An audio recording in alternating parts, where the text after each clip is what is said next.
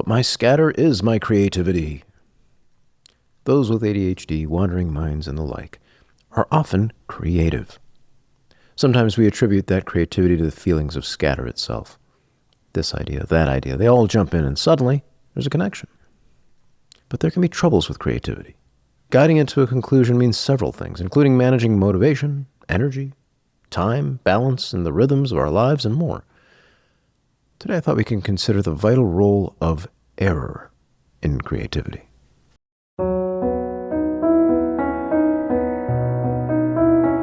Welcome to the Rhythms of Focus podcast for wandering minds who are tired of feeling that they have to force themselves to make things happen. Maybe know that when things line up well, that tendency to wander actually becomes a powerful wave of focus. I'm Dr. Kourosh Dini, fellow wandering mind. It wasn't that long ago that I struggled to make things happen, whether it was to remember when to pay a bill, do things over time, or look at a list without feeling repulsed. Fast forward through years of study and practice, I can now not only deal with the world, I can be creative, playful, and engage in the ways that make sense to me. I can be a doctor, musician, father, still play games in the evenings. I've created this podcast to share these ideas so you can do the same, hopefully with a lot less of the troubles I needed to go through to get here. Whether you have ADHD, deal with anxiety, or just suffer from a powerfully creative spirit, I invite you to join me in this weekly podcast to start finding your own way to a calmer, more intuitive space. Please note, I'm not functioning as your doctor, psychiatrist, psychoanalyst, therapist, or otherwise. This is here for education, if not entertainment, and I do hope you enjoy it.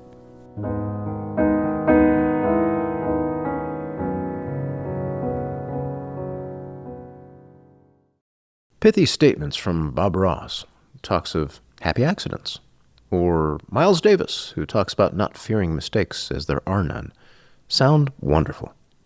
They can even resonate as true, but really mainly as true for a master in their craft. If I were to pick up a paintbrush, and by some amazing luck was able to create the Mona Lisa, but then somewhere I threw a splash of red paint across it because that's really where my painting abilities are, that might be a mistake. But the truth in those pithy statements is that we can create more trouble for ourselves by accusing ourselves of making mistakes. Anyway, let me back up a moment. Creativity. What do I even mean by creativity? Creativity is this development of something over time as a discovery. We discover what we're making in the act of making it. We don't know the steps there. We don't know what the end will be. There's some blurriness to the vision. We don't know, maybe both, the steps there or what the end might look like. In this way, the information, the skills, it's not entirely within our conscious awareness. Some aspect of the work is outside of us. And in this way, the act of creativity is about discovering something as we make it. That doesn't have to be about art then. It could be a budget, a report, fixing a door that's stuck. Whatever it is, we try to envision something and then take some gentle step forward. That idea of a next action, of breaking off a small piece, of slowing down, of searching for the simplicity, the fundamentals. But then there is error.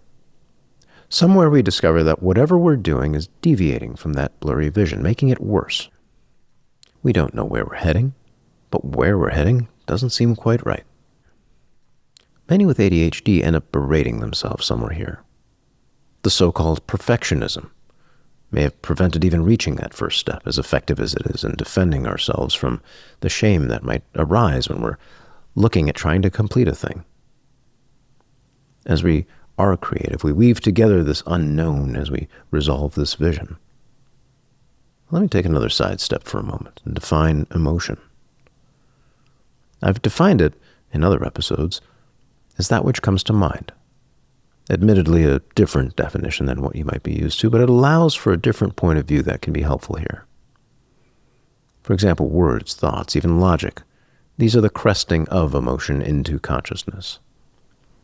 We're trying to understand what we can trust to exist, for example. These thoughts then are the manifestation. Now, what does that have to do with ADHD? If we define emotion this way, every emotion has discovery within it. there's this unknown becoming known, and this transition can touch off other emotions. When we're in flow, things are building. It can be delightful.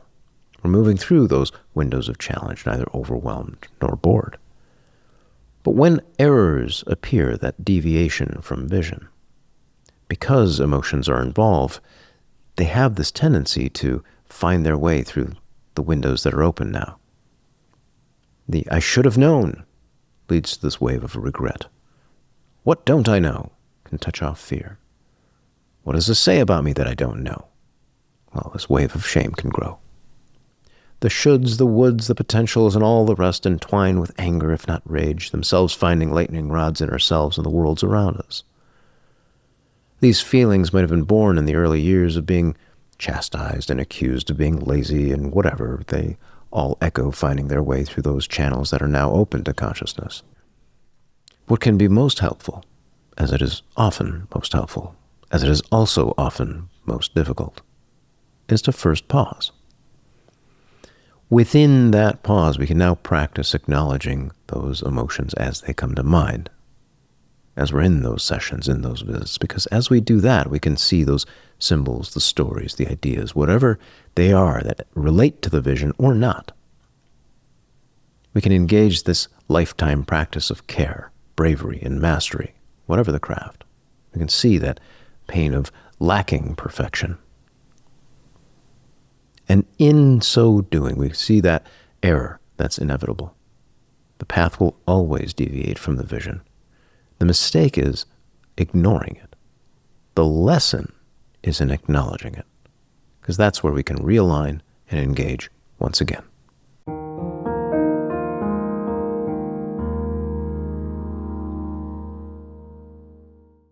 Today's piece of music is called Inspawn. Kind of like inspire and spawn mixed together as a word that probably isn't a word. Anyway, that's what it is. I've been experimenting a bit with jazz, trying to learn it, as if that's a thing I can actually completely learn. It's not. It's another vast field, mountain range on which to try to climb. But you can hear a bit of the dominant major, or major sevenths, I should say, and maybe some, as well as some ninth chords in here. It starts to grow more into the jazz realm when you start adding more of those higher harmonic registers. Anyway, just learning it. And when learning, I think it's always about trying to integrate play in some way, because that's the way you make it a part of yourself. And so that's what I'm doing. Anyway, hope you enjoy the piece. It's not exactly jazz, but you can hear some of the little echoes of jazz in here, perhaps.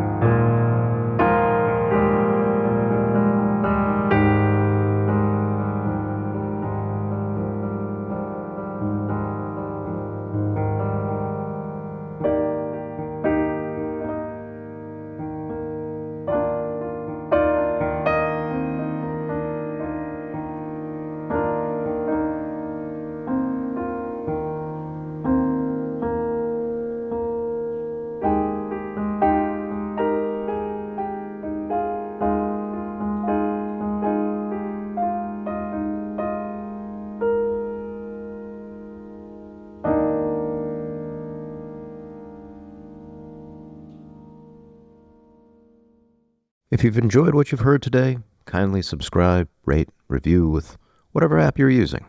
If you're on the Apples, press the Apple buttons. If you're on the Spotifys, press the spots. If you're on the YouTubes, press those things, whatever the things. And if you're feeling especially generous, consider leaving a review. Maybe mention your favorite piano piece or just say hi. Your support helps more wandering minds find this podcast.